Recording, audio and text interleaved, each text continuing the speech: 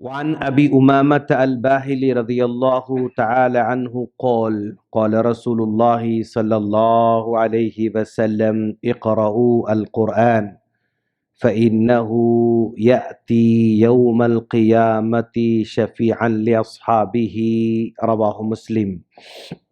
یہ مسلم کی روایت ہے۔ اس حدیث کو بیان کرنے والے وہ عظیم صحابی ابو امامہ الباہلی رضی اللہ تعالی عنہ ہیں۔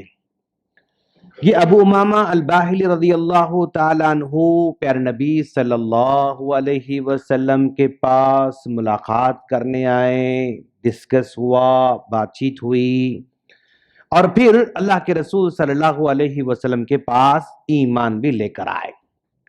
جب آپ ایمان لاتے ہیں، عام طور پر اللہ کے رسول صلی اللہ علیہ وسلم کوئی بھی قبیلہ ہے، اس قبیلے کا پہلا آدمی دوسرا آدمی اگر اسلام قبول کر لیتا تو اس آدمی کو اس کے قبیلے کی طرف داعی بنا کر بھیجتے تھے کہ اب جاؤ، اب آپ اپنے قبیلے میں دعوت دو، ان کو اسلام کی دعوت دو۔ اس طرح وہ آدمی کو، صحابی کو داعی بنا کر بھیجتے تھے۔ چنانچہ جب ابو امامہ الباہلی رضی اللہ تعالی عنہ نے اسلام قبول کیا تو اللہ کے رسول صلی اللہ علیہ وسلم نے کہا اب آپ اپنی قوم کے پاس جائیے، اپنے قبیل کے پاس جائیے اور ان کو بھی اسلام کی دعوت دیجئے۔ داعی بنا کر اللہ کے رسول نے واپس بھیجا۔ ابو امامہ باہلی رضی اللہ تعالی عنہ واپس لوٹ کر اپنے قبیلے کے پاس جاتے ہیں، اور قبیلے میں انٹر ہونے سے پہلے دیکھا کہ بہت سارے ان کے قبیلے والے لوگ بیٹھے ہوئے ہیں اور وہ سب کھانا جو ہے کھا رہے ہیں، اور اس کھانے میں خون تھا، یعنی جس طرح ہم لوگ گوشت کھاتے ہیں وہ کھاتے ہیں، تو وہ لوگ خون جمع کر کے خون پکا کر وہ کھا رہے تھے۔ قبیلے والوں نے سوچا کہ بھئی ابو امامہ جو ہے باہر سے واپس لوٹ کر آ رہے ہیں، سفر سے واپس لوٹ کر آئے ہیں، چلو ابو امامہ تم بھی کھا لو۔ تو ابو امامہ رضی اللہ عنہ نے کہا کہ یہ خون ہے اور خون کا کھانا حرام ہے، میں نہیں کھاتا۔ تو لوگوں نے کہا بھئی یہ کہاں سے آپ نے لایا، اب خون حرام ہے، فلاں حرام ہے، اب تک تو آپ کھاتے تھے لیکن اب اچانک آپ نے جو ہے کھانے سے انکار کر رہے ہیں، ایسا کیوں؟ تو انہوں نے کہا میں نے اسلام قبول کیا ہے، اللہ کے رسول صلی اللہ علیہ وسلم پر ایمان لایا ہے، کلمہ پڑھا ہے، اب ہم لوگوں پر یہ خون کا کھانا حرام ہے، میں نہیں کھاؤں گا۔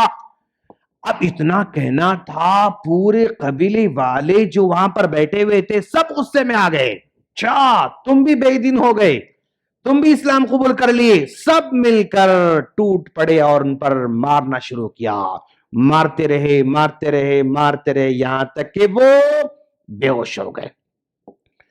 اس کے بعد اسی بے ہوشی کی حالت میں ہیں، اور جو ہے پھر وہ ان کو ہوش آیا۔ اس کے بعد پھر ان کو بہت تھکان تھی، ایک تو سفر کی تھکان تھی، پھر دوسرا بھوک بھی لگی ہوئی تھی، ان کو پیاس بھی لگی ہوئی تھی، پھر اوپر مار بھی کھانا پڑا، یہ سب کی وجہ سے تھکان سے وہ سو گئے۔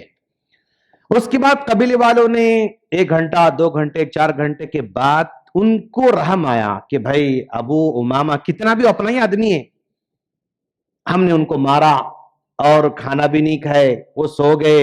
چلو پھر دوبارہ کھانا لے کر ان کے پاس پہنچے، اٹھایا، ابو امامہ اٹھو اٹھو چلو کھانا کھا لو۔ تو ابو امامہ الباہلی رضی اللہ تعالیٰ عنہ نے کہا کہ تم مجھے کھانا پیش کر رہے ہو؟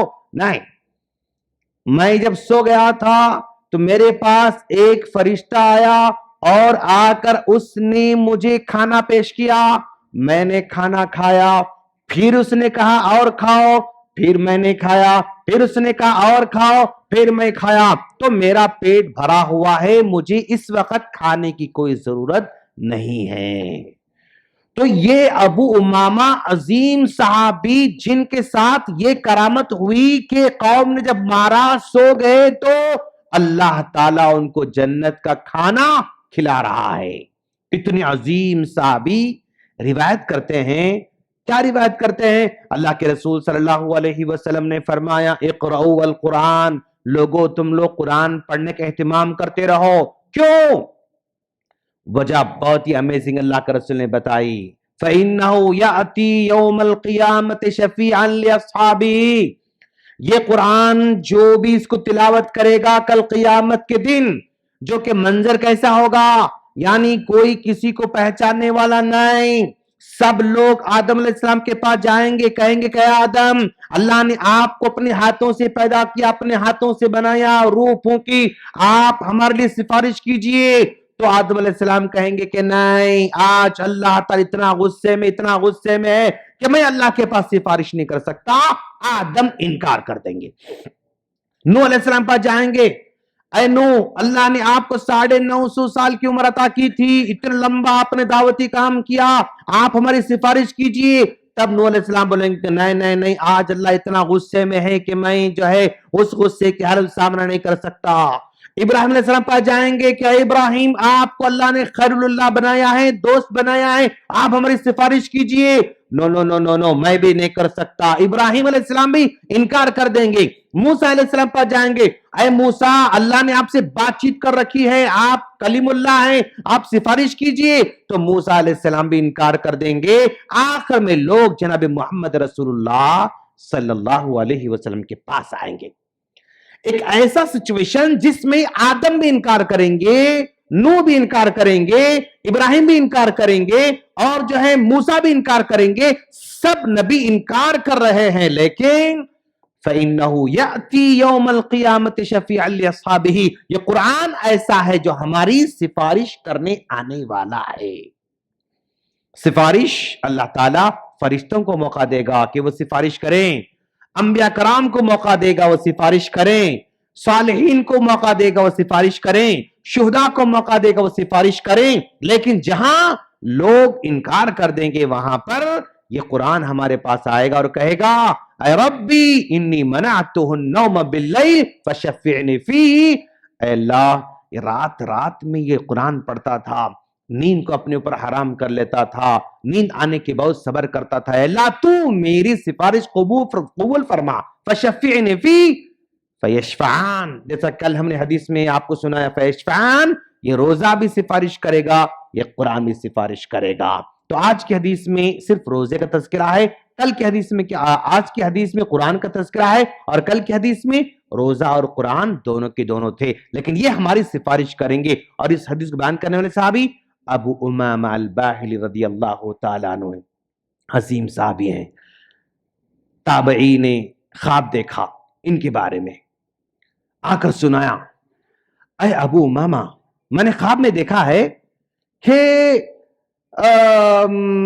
آپ کی ہر حرکت پر فرشتے آپ کے حق میں خصوصی دعا کر رہے ہیں، گھر سے نکل رہے ہیں آپ، فرشتے دعا کر رہے ہیں، آپ بیٹھے فرشتے دعا کر رہے ہیں، آپ اٹھے فرشتے آپ کے حق میں دعا کر رہے ہیں، یہ کیا ماجرا ہے، ایسا کیوں ہے؟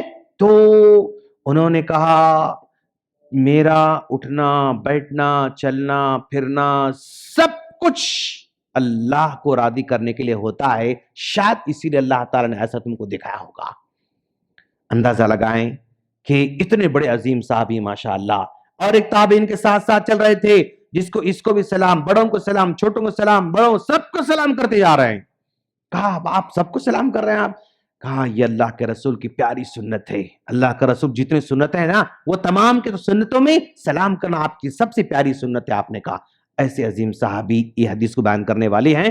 ہم اللہ سے دعا کرتے ہیں اللہ تعالی ہم تمام کو اس حدیث کو فالو کرنے کے ساتھ ساتھ اس کے راوی ابو امامہ الباہلی رضی اللہ تعالیٰ عنہ کے عمل کو بھی ہمیں اپنی زندگی میں لانے کی توفیق عطا فرمائے، اور ایسے پیارے صحابہ سے ہمیں دل سے محبت کرنے کی توفیق عطا فرمائے۔ آمین۔ السلام علیکم ورحمۃ اللہ وبرکاتہ۔